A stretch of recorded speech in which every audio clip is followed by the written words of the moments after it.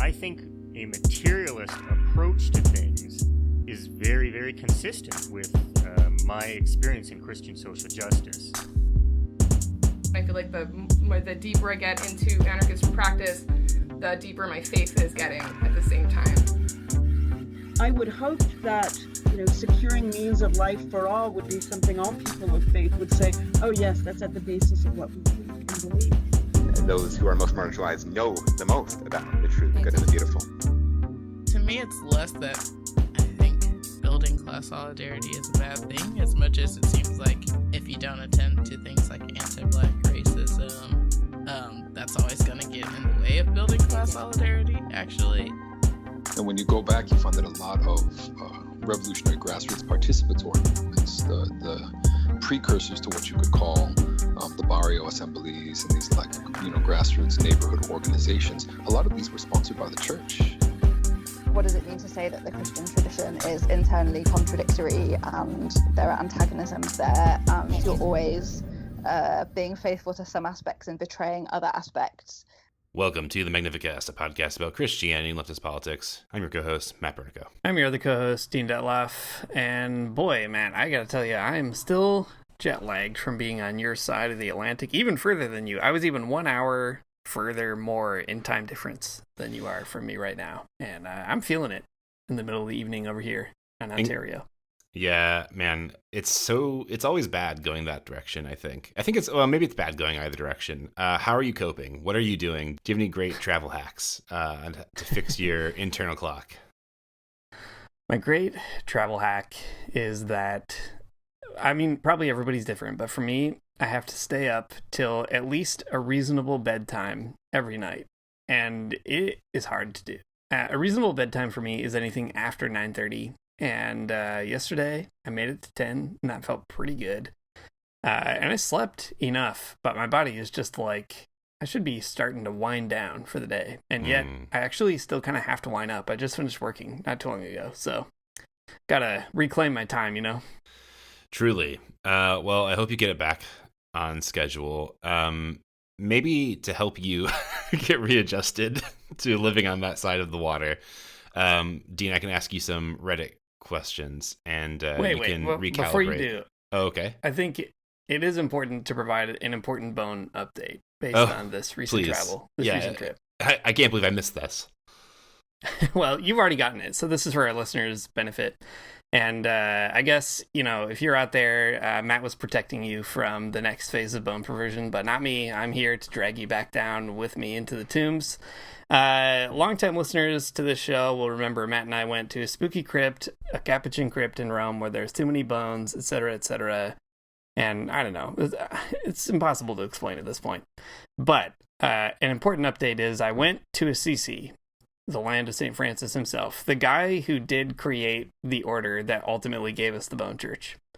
And this year they are displaying St. Francis of Assisi's bones because it is the 800th anniversary of his death. And I thought, I have got to see the Skeleton King himself, the Bone Man, the original bone guy. And I went, and I got to tell you, it was pretty good. There are so many things to say about it. But one important observation I came back with is I feel like St. Francis is a lot shorter than I would have guessed, just based on the length of that skeleton. It is 800 years old. It could be smaller than it once was, but he seemed like kind of a little guy. We stan a short king. So great to hear. So in Assisi, his bones were in the church, right? Is that correct? That's right. In the They're Basilica of St. Francis. Safely locked away behind the threshold of a church. That's great. It's such an interesting experience. So we went there before his bones were out, and now you've been there after, and isn't that a great comparison that you can make? But even when his bones are safely stowed away, they are just sitting beneath a big pile of rocks in the basement of this church. And I think that's interesting that they pulled them out. Have they ever done that before? Have they ever gotten the bones out before now? Okay, so they must have at some point, because I remember when we went, when you're in the church, there's all kinds of almost like museum, little plaques or stand-ups or whatever. They give you more information. And when we went, I remember we were looking at one together, and we were like, is that his actual skeleton or not? And I can tell you it was, in fact, his actual skeleton. So they must have at least, some bone specialists have seen it before. They took photos of it and they did blow it up and put it on a big stand-up. And that was his real skeleton. So you've seen it in a mediated way. But I don't think they've ever done this kind of thing where it's like a huge, like thousands and thousands of people are looking at the bones all day. Mm-hmm. Man, I don't know. There's something very great about that, and there's something very upsetting about that, and maybe the Venn diagram of those two things are a perfect circle, perhaps in this case. That's just Catholicism. That's just Catholicism. Well, that's cool. I'm glad you got to see this guy. It is so I've seen pictures from like news articles of the bones laying out on the table, and I think that sucks. I think that you should have to go there to see them. I wish I could go, but I can't at the moment. But I think even having seen pictures of them kind of does ruin it for me. So I don't like that part about it. Okay, I totally agree. And in fact, I refused to look at any article about it before I went because I didn't want to see the bones. Mm-hmm. And they don't let you take pictures inside, which I think is a really good policy. Yeah. And I feel like it should be a privileged view for just the few who made their way there. I feel like you shouldn't just be able to look at bones unsupervised on the internet. That's a kind of like internet regulation law that I would stand behind. And it matters that, you see it in a controlled environment. There are friars there to make sure that if anything happens, any bone perversion that's, outside the lines, they can be there to handle that. I feel like if you're left to your own devices, who knows what's going to happen? Right. The great philosopher and media theorist, Walter Benjamin, he had a lot to say about sort of the mechanical reproduction of the work of art. And I think even about these bones, pictures of them, he would be like, no way, you can't do that. I think you're right. You cannot, he would say. They need to have their aura. You shouldn't be able to take a picture of them. Well, okay, wait. Another very important update. I just remembered. When I was in Assisi, I got to know a priest, and he was very nice, and we talked about all kinds of stuff. He is from a religious order, and I was asking him what he thought about the Capuchin crypt, the original bone church in Rome. And we were talking about it and chatting about it, and I said, okay, in the church, the Franciscans say, the Capuchins say, they do not know who did it. And what do you think about that? And he looked at me, and he said, they definitely know who did it. And he was like, we have so many records going back hundreds and hundreds of years. We keep records of everything. Religious orders, they're notorious. And, the Franciscans are so worried about money. They got a ledger for everything. You got to imagine, like, whoever was buying nails to nail all these bones into the wall has a receipt somewhere for all the nails to make sure that they turned it into the Franciscan accountant. He was like, they definitely know who it is. And I was like, and yet they won't tell us. And he, too, found that quite intriguing. So I just want to say this is a huge mystery. I want to get Tom Hanks on the case. We got to find out who did do the bone church. That is very interesting. I'm glad that you went to the source, a priest on this topic, and he was able to kind of break it down for you. That's really great. That's really great news. Can you imagine the Tom Hanks investigating the bone church? It's probably not even that big of a secret. It's just like they can't tell you on the tour of the bone church because it's too upsetting. That would be like giving you too many details, and it would just be like overwhelming and overstimulating, so they can't tell you who did it. And it's probably pretty easy to find out, though. Yeah, he's right. Yeah, I also told him that the Franciscans try so hard to make it seem normal and that it's not. And I said, at one point, they do tell you the Marquis de Sade went there and he liked it. And he also found that very funny. So the whole situation is absurd. It remains absurd. Anyway, that's all there is to say. But these are important bone updates. I've seen the Skeleton King, and also they definitely know who did it. These are important things to add to our knowledge of the Bone Church on this podcast. That's great. If you could find out who did it, would you want to know? I want to know.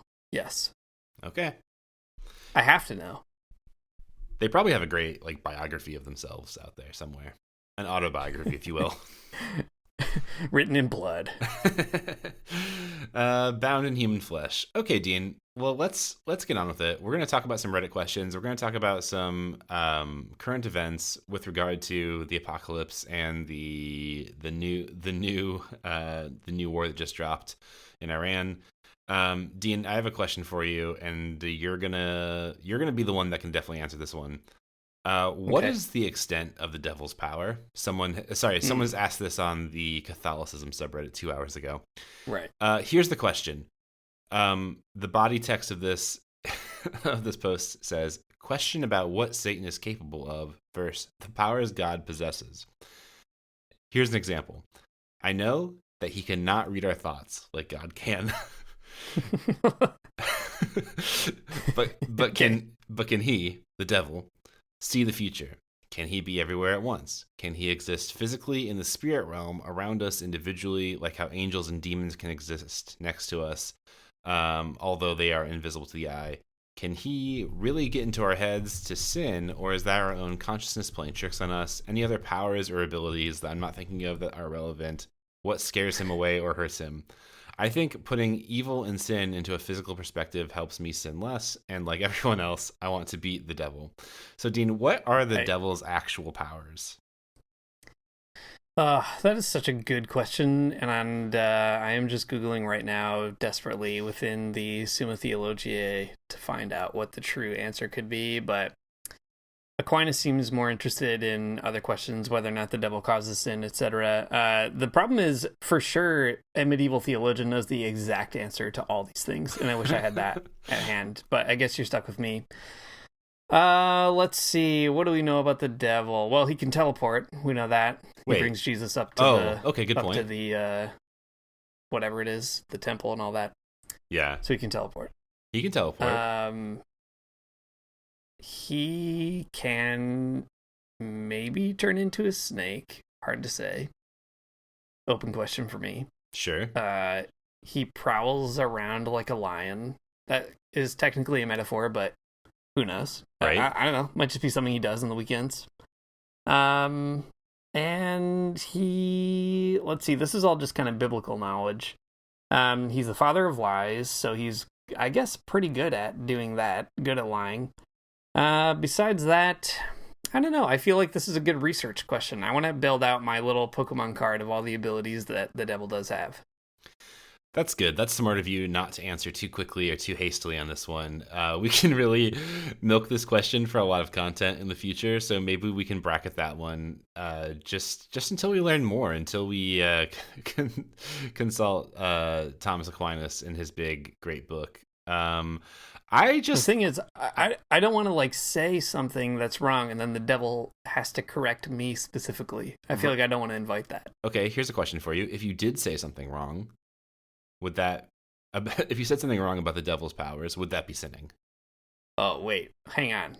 Now, this is a great way to trick your local AI robot, because he is the father of lies, but if you lie about him, you're doing what he wants, but he probably doesn't want you. He probably wants to be well represented out there. Like if you were like, I don't know, if you told a lie about the devil that he didn't like, would he be compelled to correct it, or would he be glad that you lied about him? Whoa. If you asked AI that question, it would just be like, haha, great point. Great point about the devil. You've really got him there in a chokehold. Okay. I do just like the assertion, though, that the devil cannot read our thoughts. So that's right. At least we've got that going for us. At least our thoughts. I hope that's true. Yeah, at least our thoughts are safe inside our own brain, and the devil can't read them. I mean, this person knows that the devil can't read our thoughts, so I don't know. Mm-hmm. That's confidence. Okay, I'm just thinking about the Bible kind of as a whole now, and all the times that the devil does show up, and like I get he's the bad guy in the story. And also I agree with that. He's the bad guy, but the things that he's doing in the Bible don't seem very superpowered. So the teleporting, that's right. That's a superpower for sure. That's a power that the devil has. But other than that, it's like offering somebody an apple. Okay. That's like nothing. Being a lawyer? I guess like at the end, the devil kind of shows up and is, like a dragon or whatever. That's something. That's something. But who knows? Maybe that's not the devil. Maybe that's just another guy. Okay. Great point. Yeah, we're going to have to work on it. We're going to have to do a little research. We're going to have to come back. We'll make the big zine about the devil, the Magnificast Guide to the Devil. That will take a long time to produce, but I think it's worth it. All right. I'm committed to that idea. I'm happy to be proven wrong. Maybe the devil does have a lot more superpowers than I am recognizing, but at first glance, it doesn't seem like it. Right. All right. Well, hold on to it. Let me give you a question here. The question is, how can I convince my 12-year-old brother to accept Jesus? And the body of the text is that he refuses to believe in something and instead uses logic, which is not bad unless he tries to deny something that's a fact, like Christianity being the right religion. So, Matt, you have almost a 12-year-old at home in your house. How would this person convince their 12-year-old brother to accept Jesus? Man, if they're interested in logic, I mean, I hate to keep bringing it back to St. Thomas Aquinas, but if he's interested in logic, I feel like you got to give him the Summa because that guy loves logic. He is all about it. True. Okay, here is something. I'm sure that these forms of media exist in 2026. I'm just not sort of caught up with them. But when I was a tween, the most powerful piece of Christian media, the most powerful bit of apologetics that really was winning every young man's battle for the Lord was a little movie called Extreme Days, which was a sort of Christian, extreme sports movie. Right. So that's what really did it for most of us. And I feel like that's probably the direction to go. Have you ever showed this 12-year-old brother a video of someone doing the Christ Air? Because it's a cool skateboard trick, and it is pretty convincing as a sort of witnessing technique. That's true. I feel like, though, extreme sports are not as cool as they once were. They've kind of lost their cultural cachet. And I feel like instead you need a movie that's like, I don't know, what do 12-year-olds think are cool? Like YouTubers, unfortunately. It would have to be a movie about YouTubers who accept Jesus Christ. I mean, it's hard. It's hard to think of a compelling narrative here. Is Mr. Beast the youth a Christian? are so far away from me. Right. Could they just watch the Chronicles of Narnia movies? Because those are pretty cool. There's fighting in them. There's a big bear and a lion, and it's kind of the same thing as Christianity. Yeah, it might as well be. Yeah. There's definitely a youth group trying to do that right now as we're making this podcast. Right. The problem with this 12-year-old, though, is that they would rather use logic, and that's the really complicated part. So I do think the Summa is probably still just the way to go. Yeah, give your 12-year-old brother a huge copy of the Summa Theologiae, a critical scholarly edition, so they can look at all the footnotes. I bet that'll do it. Yeah, I mean, that seems like a pretty good idea. Just become sort of an early church father for them. An early church big brother. An early church big brother for them, and learn all of the arguments, read Anselm and kind of convince them of the ontological argument, maybe. I don't know. If they're really fixated on logic, I guess there's some philosophical directions you could go with that would be extremely stupid. All right, good. What else you got over there? Right. So the first question was really theoretical about the devil, and then yours was more practical. And mine, this next question is kind of in the practical category as well. The praxis category for Christians, perhaps. Should Christians leave bad reviews on evil media? So much media is bad, and it corrupts both adults and children, and I'm tired of it. Well, they just say it's bad.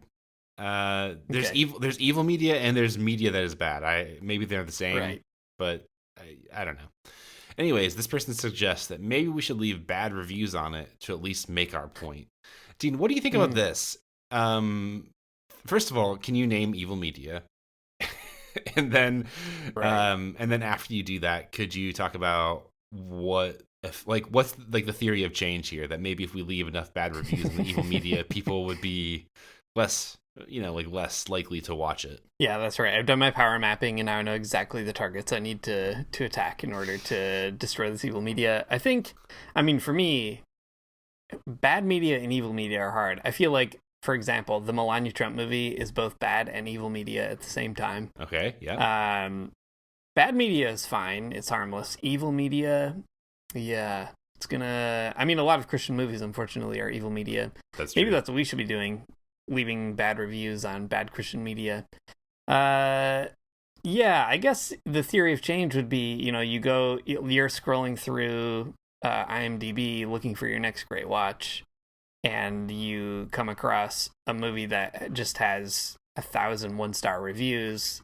Let's see, what would an evangelical think is an evil movie? A movie like Constantine or something like that. No way. That's like the an edgy Christian teen movie though. That one's good. No, well, to you and me, to cool Christians, that's true. Great. But if you were good point. an evangelical, you'd be like, this is distorting the gospel. You'd Yeah. be like, I can't have that. The devil does have And that's superpowers actually in makes that it one, by more the way. evil. Just want to make that clear. The devil does Right. have superpowers. Right. Or, okay, Dan Brown's movie. Okay. What is it called? Why am I blanking on this movie? What is it? The Da You know what Vinci I'm talking Code. about. No, the Da Vinci Code. Yes. Yeah. Oh my God. The jet lag is really destroying every last brain cell that I have. The Da Vinci Code. Okay, that's the one. You're scrolling through IMDb. You see the Da Vinci Code. It has 1,000 one-star reviews, and they all say, not true. This is bad. Not the Bible. Not Christianity. I don't know. 1,000 two-word one-star reviews from committed Christians trying to destroy it. I guess, I mean, if you're a real film aficionado, maybe you'd say, wow, that's a pretty big aggregated score. I'll skip that one tonight. And therefore the Christians have saved you from one more movie that would have distorted the gospel for you. I guess that's the theory of change at work here. In the comments, somebody's asked a really important question. Are you asking if it's ever acceptable to lie as long as it supports Christianity? Which the suggestion here is that would you leave okay, so there's evil media. But like Constantine, it could be a good movie. Right. But is it lying if you say it's bad? If you say it's evil or you degrade it in your comments, is that a sin? Right. That's a really good question. Well, I would just say you should probably pray on that one for a little bit. Yeah. Just ponder it, pray on it, spend some time alone in the Word on that one. Trying to think. I mean, I don't think I've ever left a review of a movie, good or bad, in my life on anything. No. But it's hard to imagine a movie that would be so evil and so bad I would be compelled to even learn how to leave a review and then do it. Okay. The jet lag is moving me on to the next one. I'm going to give you a good question that's going to pivot us into the latter half of this episode, which is, what is everyone's thoughts on the blood moon happening March 3rd, which, as we record it, is tonight. So, Matt, what are your thoughts on the blood moon happening tonight? So, great question. My thoughts on the blood moon is it is cool.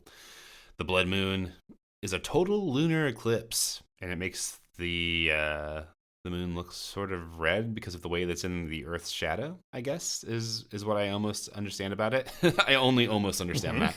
I don't quite understand the movements of celestial bodies, sort of beyond me, and I feel like it might be a sin to kind of get more into it than that. But while the lunar eclipse is happening this evening, it was also visible yesterday evening. I know this because I have a friend who is a very good photographer and who does lots of like astrophotography. And I saw a lot of pictures of the blood moon on my Instagram this morning. And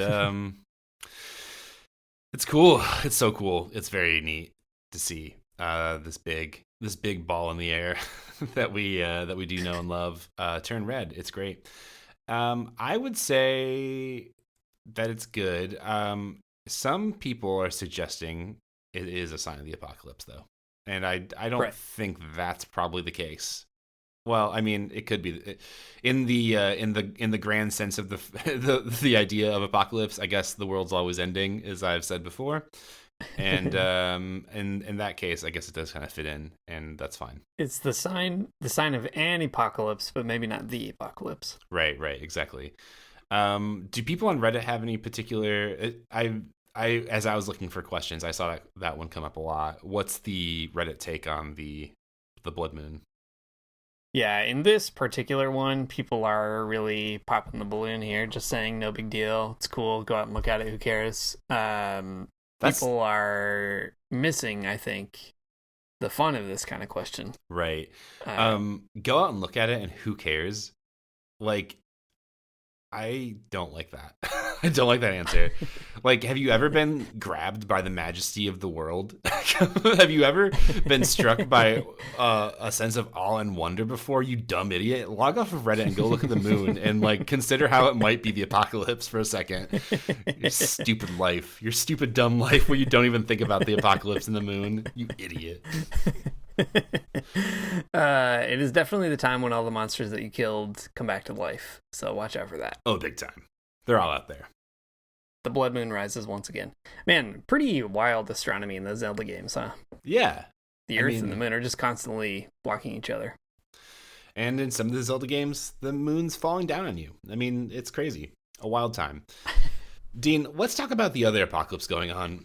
The new hot war that just dropped, where the United States and Israel are launching, I guess, multiple aerial strikes on Iran, and Iran is returning them as well. Is there anything that you want to say about the conflict in general before we get into the Christian angle of this one? Oh man, it's bad. It's not good. I guess, yeah. Maybe this is the headline is, man, boy, do we need an anti-war movement?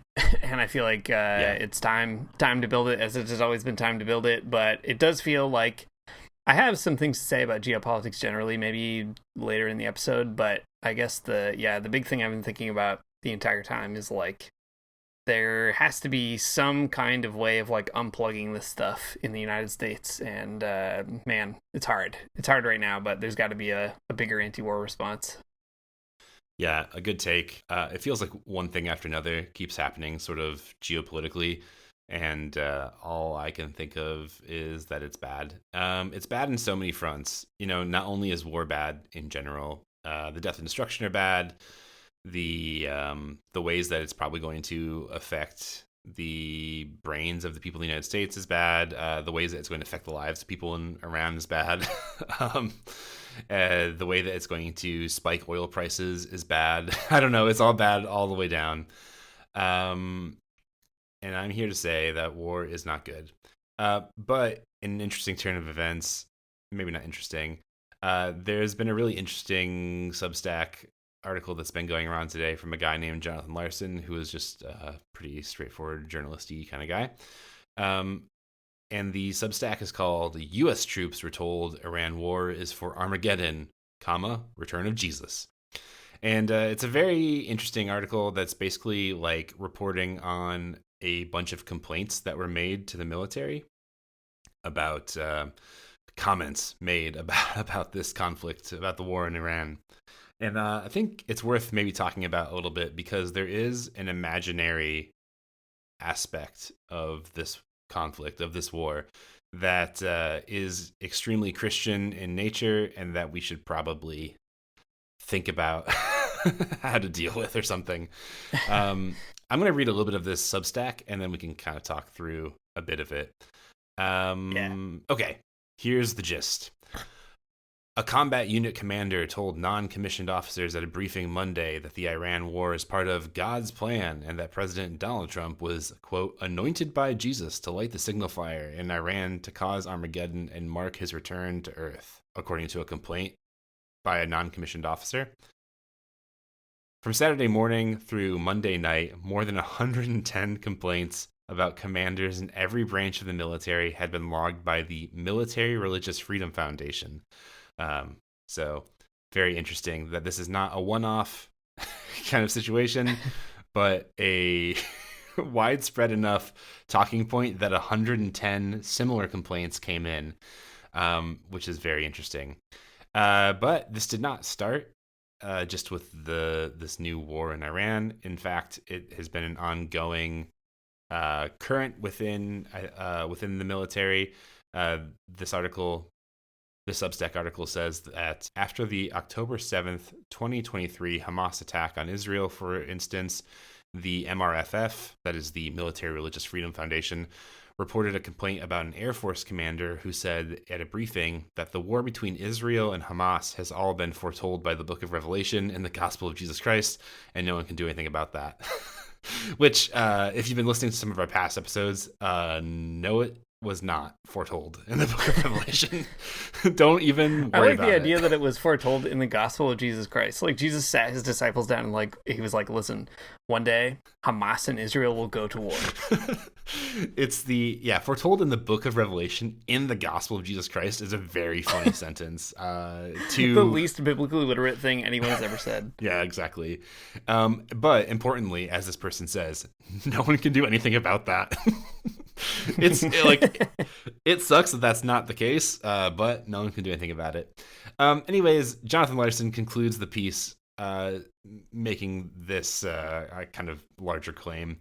He says, while Christian nationalism has simmered in the military for decades, Pete Hegseth has ended even the pretense of official tolerance for it, and so has Trump. Sort of paraphrasing a bit here. He finishes off saying, some Christians claim biblical prophecy requires Israel to exist for Jesus to return, but Hegseth's Bible study leader, a guy named Pastor Ralph Drollinger, teaches that the reason to support Israel is that God blesses Israel's allies and curses Israel's enemies, even though Israel killed Jesus. So some wild anti-Semitism thrown into the mix there as well. Very bonkers. Pete Hegseth is... Man, he needs to go away, is how I feel.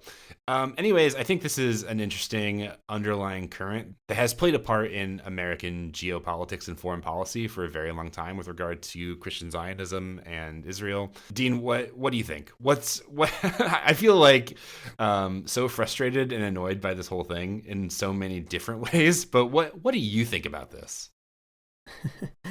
Man, I think so many things about it.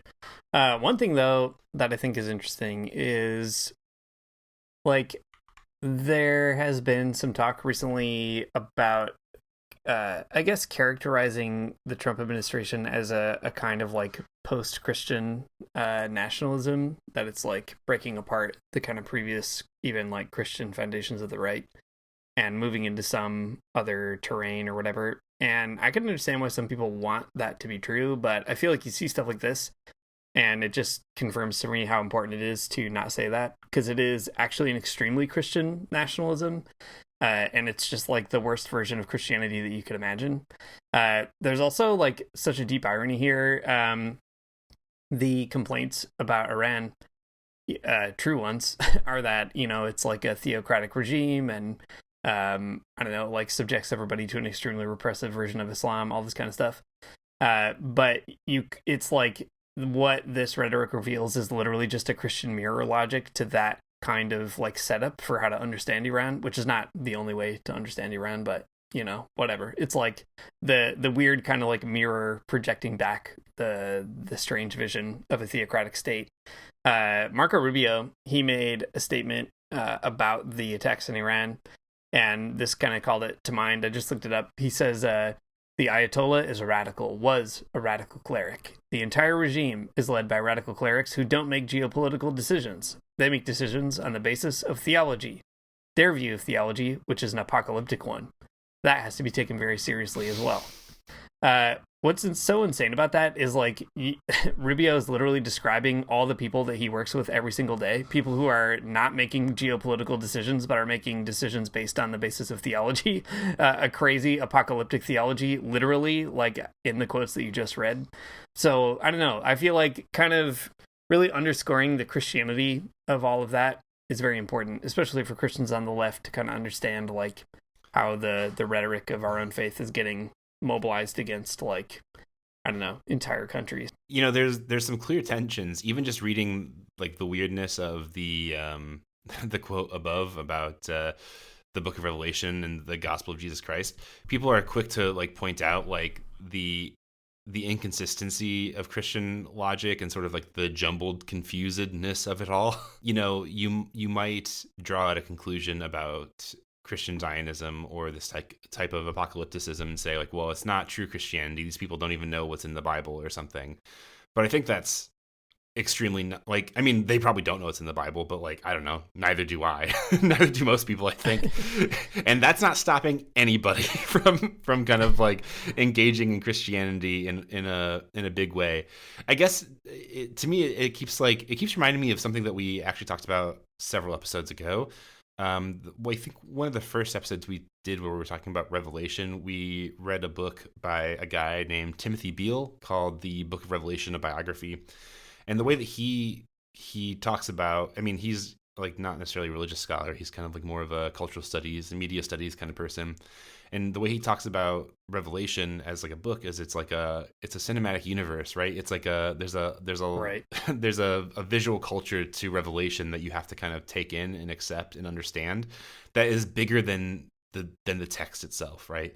And I think that is the way that you have to really come to understand Christian Zionism and the particular apocalypticism that you see at play here, that there's like a real imaginary aspect of it, and that imaginary aspect of it is 100% inspired by Christianity, even if it's like, you know, remixing it or getting most of the facts wrong. I mean, you can't it's all kind of within the evangelical cinematic universe, for better and for worse. These are, you know, all ideas that are motivated by Christianity, despite them being like not factual or something.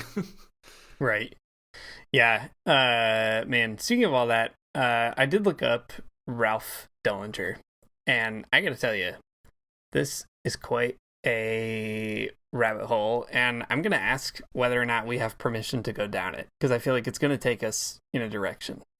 I mean, yeah, absolutely. Of course. Okay. Just doing my due diligence, seeking clearance here. Okay, Ralph Dellinger, this is from Wikipedia. He's an American clergyman and a former professional basketball player. He played basketball in the 70s and 80s. He played for the Dallas Mavericks. He went to the Masters Seminary. Who knows what that is?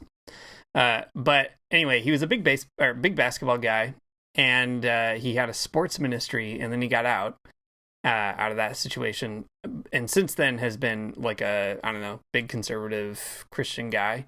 But here's like the really weird thing. So he did a bunch of stuff with Donald Trump in the White House. By 2019, Capital Ministries, it's called, had established chapters in Mexico, Honduras, Paraguay, Costa Rica, and Uruguay, and was planning on opening new chapters in Nicaragua and Panama.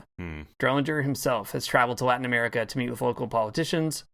In 2019, he had a breakfast meeting with members of the Legislative Assembly of Costa Rica, and later that year, after being personally invited by Nicaraguan President Daniel Ortega, Dellinger gave a speech at a political event in Managua that celebrated the 40th anniversary of the Sandinista Revolution. So, just a lot going on here, from basketball to Donald Trump's White House to Daniel Ortega's Nicaragua. Quite a career for Pastor Ralph Dellinger. Wow. That's more than I would have ever expected. He also has declared Catholicism as, quote, one of the primary false religions of the world. So this guy cannot handle bones. Okay, that's a problem. Here's one more fun fact about Ralph Dellinger. He's 7'2", so he's got a lot of bones in him. Whoa. Well, he has the same amount of bones, they just are longer. Okay. Yeah, I guess that's true. That makes sense. Wow. Well, what a weird thing. I think that Pete Hegseth, man, should stop listening to that guy. I don't think it would help him. I don't think it would correct course at this point. But man, what a negative influence on him. You think he should stop listening to normal guy Ralph Dellinger, normal, extremely tall guy Ralph Dellinger? 7'2" former basketball player Ralph Dellinger. Yeah, that is wild. I was kind of poking around a bit more, kind of thinking about the apocalyptic bit with regard to Christian nationalism and Zionism and all this kind of stuff. And I came across another article that I thought was actually really cool. And this is an article from somebody at Notre Dame called Tristan Sturm, and the article is called Christian Zionism and the Apocalyptic Landscape of Gaza.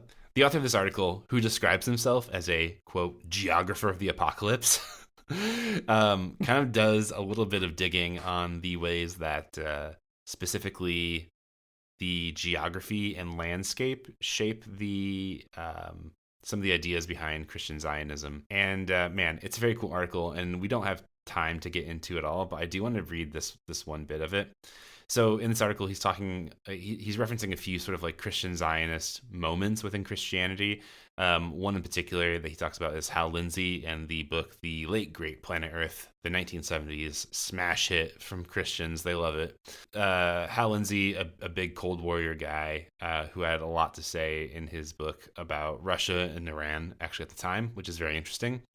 But anyways, he's commenting a bit on Hal Lindsey and his particular use of like maps and geopolitical territories like Russia and Iran to argue for the particular arrangements of like millennialist types of Christianity of like the rapture of the end times and so on. And the author of this article uses a phrase from Edward Said, who is a cool cultural theorist who we've talked about on the show probably a few times. But Said uses this phrase, imaginative geography. And the article goes on to say that imaginative geography allows Christian Zionists to predict the future, and in doing so, close off its other potentialities by attempting to remake the world from their maps about it.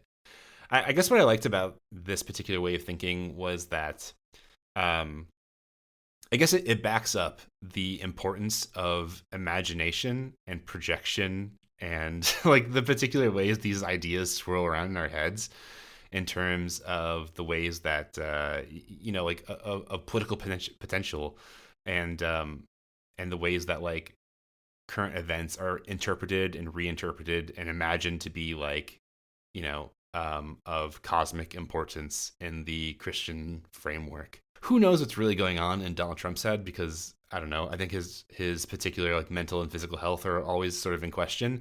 But for people like Pete Hegseth or something, I feel like understanding exactly why you would start like launching crazy attacks on Iran or like, being a sort of ride or die with Israel.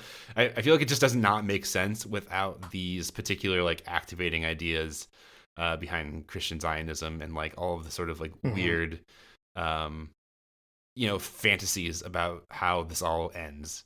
You need all of these moving pieces to understand like why this guy is doing what he's doing. Yeah. And I guess in a weird way, it kind of sets up the differing interpretations of apocalypse or different uses of it. You have on the one hand, somebody like Pete Hegseth and other Christian Zionists in general kind of using a weird misunderstanding of the book of Revelation to project a future that they then have to like fulfill in some way or other. Yeah. Whereas when you read somebody like Pablo Richard, as we've been reading the last few weeks, you get this sense that the apocalypse is itself an affirmation that the symbolic universe that is supposed to make sense actually doesn't make sense at all, or it only makes sense insofar as it's like extremely violent and very bad. And so you have to produce a new kind of arrangement of symbols and meaning and signs and connections. And I think that's kind of the difference is like you have this kind of left-wing theory of apocalypse where the whole point is that you're generating new meaning on purpose because you need to like find a different way to create the conditions for life to exist. Or you have this right-wing interpretation of apocalypse where in a way it's also like generating new meanings. Like, Hal Lindsey in The Late Great Planet Earth is like a completely novel interpretation of the apocalypse. It's like itself is also a creative kind of activity, but it doesn't understand itself to be doing that. Like it thinks that it's just working out the truth of the text that's buried there that you just have to like parse out in a contemporary way. And I think that, isn't that such an interesting, I guess, like, kind of example of how biblical hermeneutics differs on the right and the left. You're either like, lying to yourself by telling yourself that you're expressing the deep core truth of the conservative reality of the Bible, or you're like allowing yourself to kind of play with the symbolic universe that it imagines or creates. There's definitely that kind of imaginative piece of it. Yeah, it's interesting. The imaginative piece is there, and that's interesting. But the predicting the future part seems really interesting to me too. This is getting at kind of what you're saying, right? That being able to sort of interpret the world in this particular way with this hermeneutic or whatever it helps you create like a self-fulfilling prophecy, right? Like, why is there a war in Iran? Because the particular arrangement of like Christian Zionism and apocalyptic Christianity necessitates there to be a war in Iran, or like necessitates like Israel as an ally, so the Iranians must be cursed or whatever by God, or all this kind of like wild stuff. But they see they see this particular arrangement, this like constellation of ideas that they are bringing from Christianity, having a predictive power that can actually be deployed in the world, which is such an interesting thing. But wildly different than what you get from the left, where it's like, a community who's oppressed or something, and like seeing a resolution to that oppression. Yeah, I mean, it's the apocalyptic vision that allows you to take the seat of the oppressor on purpose, right? That's that goes back to the kind of Tad DeLay stuff we've talked about on the show in the past too. That there's what Christians don't want, actually, like, they say that they don't want this kind of religion or this like giant state that makes it illegal to be a Christian and illegal to like be free and all this kind of stuff. But in fact, that's not the case. They just want to be the ones who create it. Like, they want to be the people who run that government that is extremely repressive and violent and, tells you what to do and doesn't allow you to do certain things, or starts a war in the Middle East or whatever.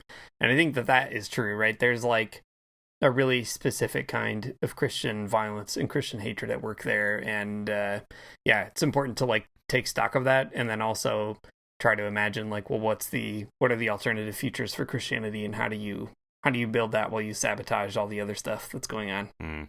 Yeah. And you need like weird ex-basketball playing pastors to come help you do that, and to make sure that you have all the answers. Who is the leftist ex-basketball pastor that we need? That's who's got to emerge. That's right. I'm sure that they will reveal themselves after this episode comes out. You can tell us if you've previously played basketball and you're now really into liberation theology. That would be really great. I'm sure you're out there. You're 8 feet tall. Yeah, you have to be slightly taller than Pete Hegseth's pastor, though, so very important. You have to be able to dunk on him, literally. Great. Thanks for listening to the Magnificast. If you like what you heard, you can support us on Patreon at patreon.com/the Magnificast.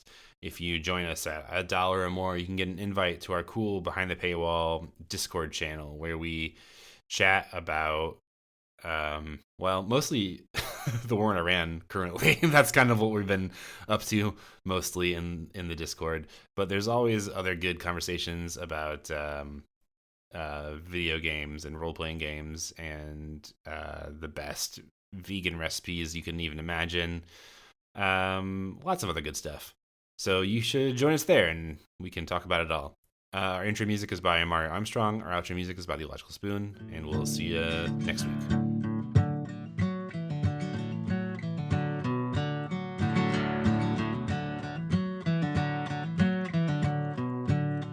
I don't wanna get up for church in the morning, souls alive.